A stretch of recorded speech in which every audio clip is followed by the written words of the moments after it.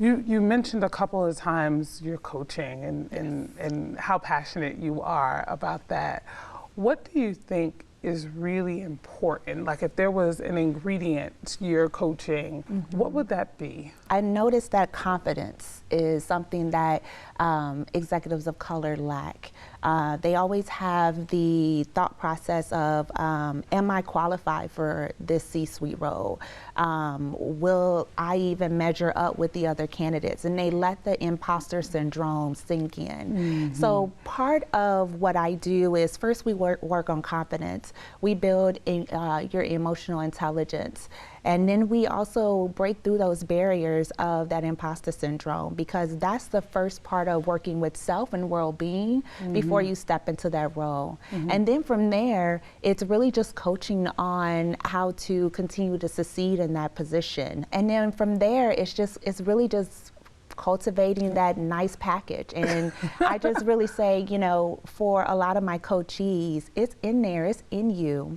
I just need you to see that you are just as qualified and you are the leader to run that organization. And we get there. It takes about 12 months, but it gets, okay, we get so 12 there. months. But I think what you said is important, and that idea of confidence, and not necessarily because you know, we don't oftentimes believe in ourselves, but sometimes it's the conditions. And for me, it's just been really important to talk about leadership, but leadership as an African-American woman, and where the spirit of that comes from, you know, what guides me, and where can that take up room, right? Yes.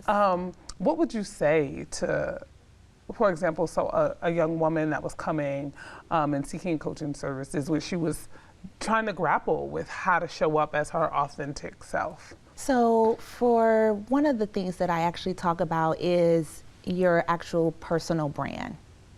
So when you are looking at, when you step into the room, how do you want to show up as your authentic self? Who are you? And sometimes we have to unpack who that is.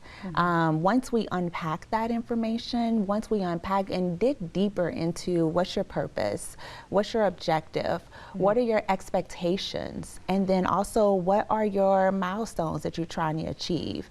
When you have all of that, then we can formulate what that personal brand looks like.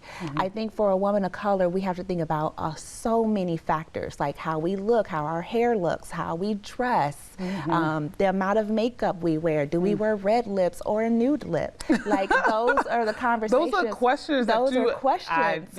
Yes. We really do have to show up in a certain way, but also making sure that it's true to us and not conforming to the social norms or the corporate norms of others' expectations. And so when you come up and show up as yourself, you have that confidence, then everyone will receive you as so. You don't want to come up as someone else, and then that shows the disservice that you're bringing, because you're not able to like bring your full self, bring your full well-being, and then be able to serve the others.